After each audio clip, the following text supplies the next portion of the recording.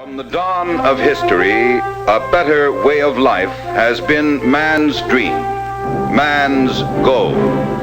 Men sought and found a new world, a better way of life, liberty, and the pursuit of happiness. Yet for all their vast achievements, something of their dream still eluded them. Despite the world's highest living standards, the average American remained vaguely discontent, aware that his goal of a better way of life had still not been fully realized. There was something missing. John? Yes, Mary? John, what's happening to us?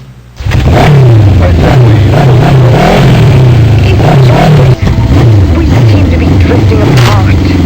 I'm sorry, Mary. I've tried.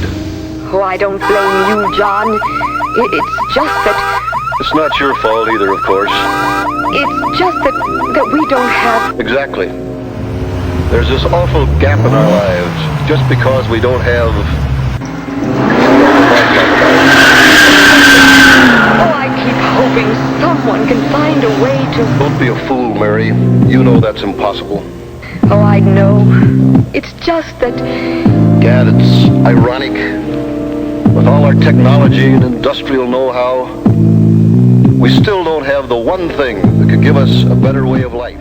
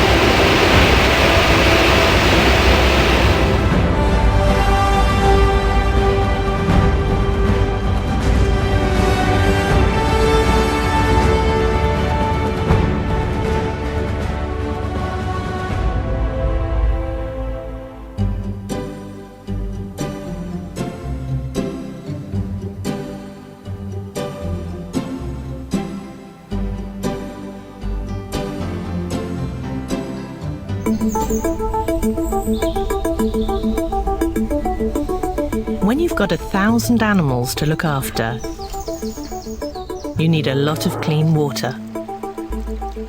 Here at Emmons Zoo, they looked at nature's solution for purifying water and imitated it.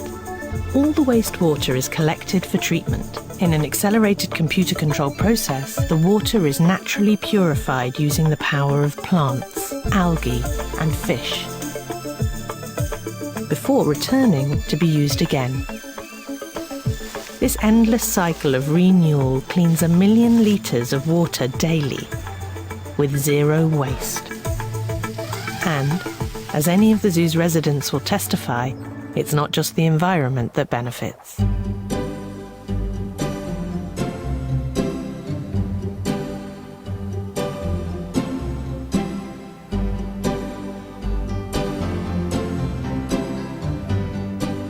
The Rebuilding Center was started to be able to support the work that our United Villages does, but it also was a perfect example of how a group of people can come together and demonstrate by changing our practices, in this case by simply not throwing things away in the landfill and keeping them out. It can become a huge resource that benefits our local environment, our local communities, and as well as creating a locally based economy. Part of our mission or our goal is to hire from the local community. Most of our staff, over 80%, did not have prior experience before they came here. We do all on-the-job training. We started deconstruction services to provide an alternative to the community, especially in the industry of demolition. What we saw was a lot of homes and buildings were just being demolished and thrown in the landfill instead of being reclaimed for reuse. When I heard that you could recycle this and deconstruct instead of destruct a project, I got very excited. In fact, the goal was to fill just a tiny, tiny little drop box with mostly sheetrock and to recycle everything else. So that's when I became aware, and I was very thankful for the Rebuilding Center to be there so that I could feel better about rebuilding. I see the change that the Rebuilding Center as a project of our United Villages is creating in the world, is inspiring people that things don't have to be done the way we're currently doing them. I always point out that the Rebuilding Center is just one example. By simply not throwing these materials away and keeping them out of the landfill, we're able to provide all these amazing resources for our community. There's an ethical fiber running through the Rebuilding Center. And if anyone is watching this that wants to come and see why people love this place, just come on over. It's on Mississippi Avenue and it's great.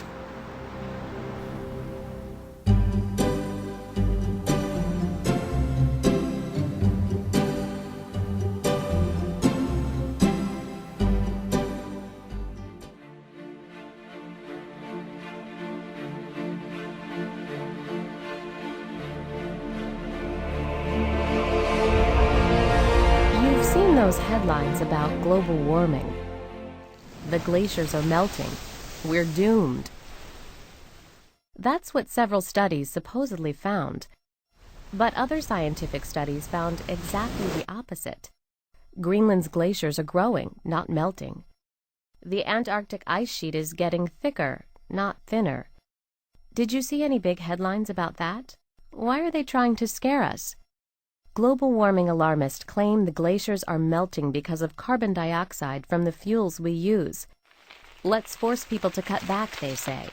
But we depend on those fuels to grow our food, move our children, light up our lives. And as for carbon dioxide, it isn't smog or smoke. It's what we breathe out and plants breathe in. Carbon dioxide, they call it pollution. We call it life. Well, it's life, but not as we know it. That was an advert broadcast recently on TV stations in the US. It seems to be suggesting that the more carbon dioxide we produce, the better off we'll be. And the people who made it don't stop there. You've seen those headlines about global warming. The glaciers are melting. We're doomed. That's what several studies supposedly found. But other scientific studies found exactly the opposite. In fact, 70 out of the 81 glaciers measured by the World Glacier Monitoring Service are shrinking. This pattern, the service says, provides clear evidence of a warming climate. So who made these videos? It's called carbon dioxide. A lobby group called the Competitive Enterprise Institute. It has so far received over $2 million from the oil company ExxonMobil. It's one of dozens of lobbyists which has taken Exxon's money. The things we need.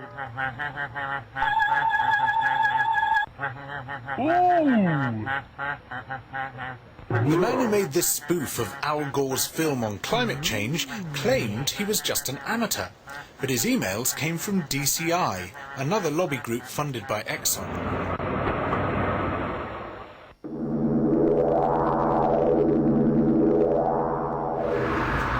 The oil company's activities are causing great concern to scientists in the United Kingdom.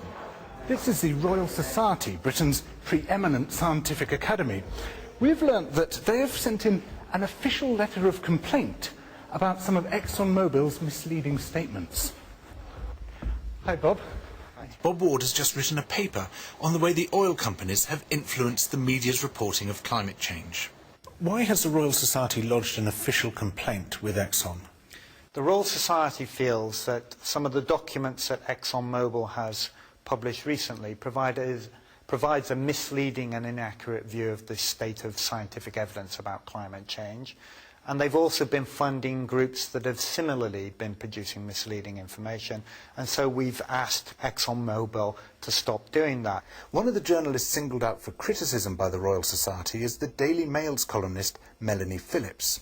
In 2004, for example, she wrote that far from being proved, the claim of man-made global warming is a global fraud. Could it be that you are an unwitting dupe of ExxonMobil's? It could be. It could be. I have no idea who funds the people that I read and listen to, but I very much doubt whether they are all in the pay of the wicked oil industry. It seems to me that the assertion that underpins it, that we are living through, the warmest period in history, is simply not true. The climate was, 2 degrees warmer 1,000 years ago. But Melanie, that's simply untrue. I mean, it was 1,000 years ago, if you're talking about the beginning of the second millennium, it was about 0.2 degrees warmer than the preceding centuries, but still 0.6 degrees cooler than it is today.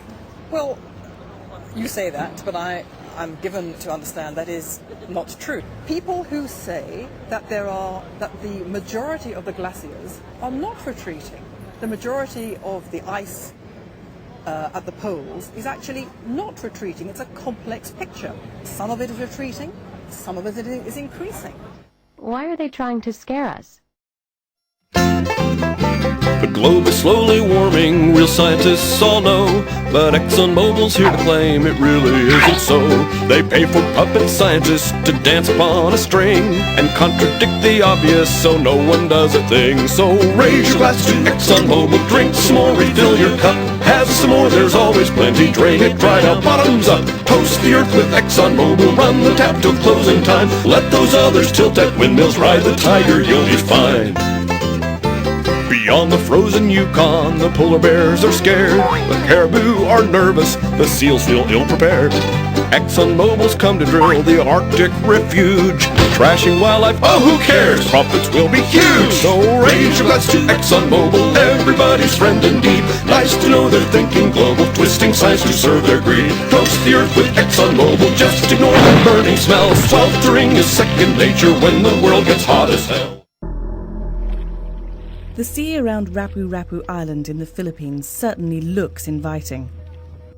The waters here are simply teeming with life. This bountiful ocean, one of the most diverse in the world, also provides abundant fishing grounds for the local fishermen. But this little paradise could soon be facing disaster. Since April 2005, Australian enterprise Lafayette has been running an open mine complex at Rapu-Rapu to extract gold and other precious metals.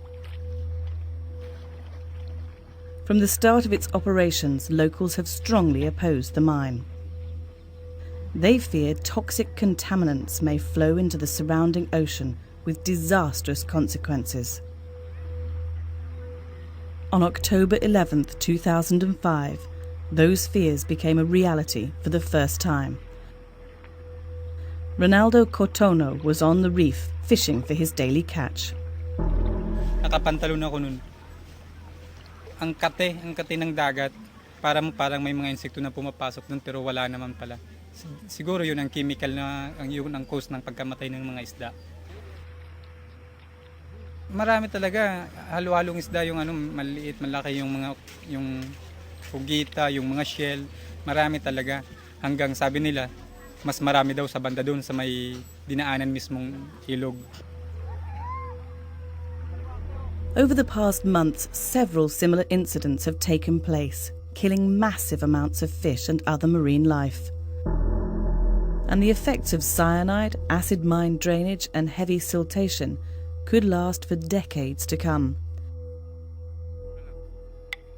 Poor fishing communities like the one at Binosawan are among those directly affected. The marginal income they make from fishing, as well as their health, are now both at risk. Antonio Casitas represents a local group that has been fighting the mine since its initial proposal. Inakampanya namin na talagang ang pagmimina nakakasira ng kalikasan, lalo-lalo ng tubig ng dagat. Ito yung malaki ang hanap buhay nila dito, lalo ay yung tinatawag na blue marlin. Ngayon, kasi kaunti na lang ang nahuhuli nila. Ang nahuhuli nila ngayon. Meron naman nahuhuling isda, takot pa sila kumain, tapos problema yung mambibili, ayaw bumili. But the mine is casting a dark shadow far beyond Rapu-Rapu Island.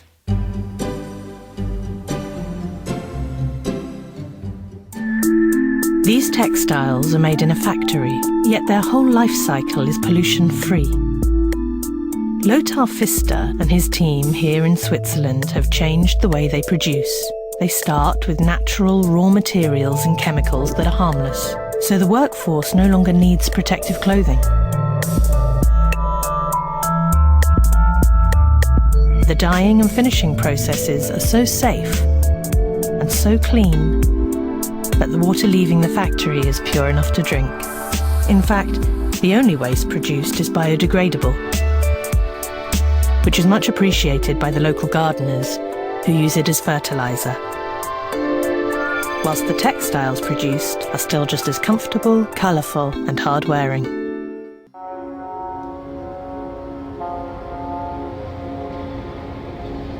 Every time we take a step, we leave energy behind. What if we could capture this energy as a clean source of electricity? Dutch architects Dole are developing the technology to capture the energy of dancers like these, then using it to power the club's music and lights. Certain materials produce electricity when squeezed. This is known as the piezo effect. So a dance floor can become one big generator, turning every movement into new power.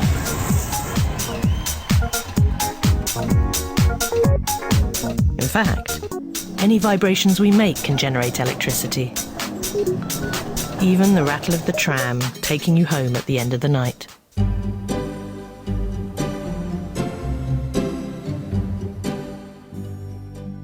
Metagraphics is a company founded in 1981 to serve the electronic engineers around the world.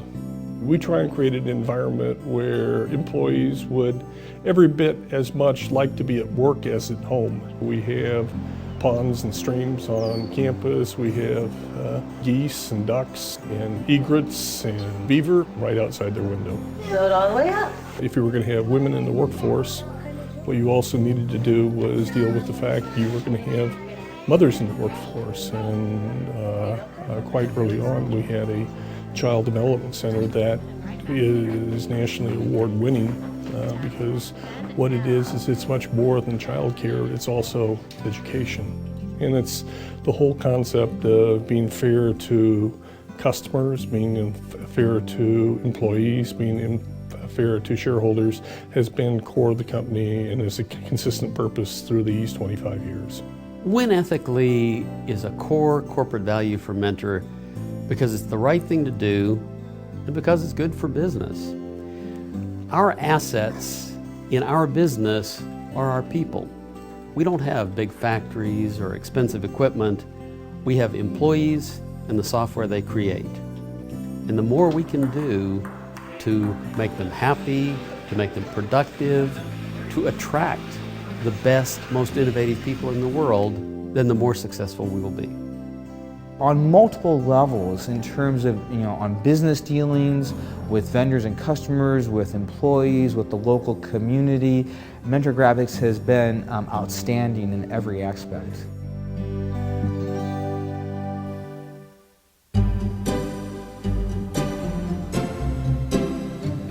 When you do good for others, you do well for yourself. That is the meaning of corporate social responsibility.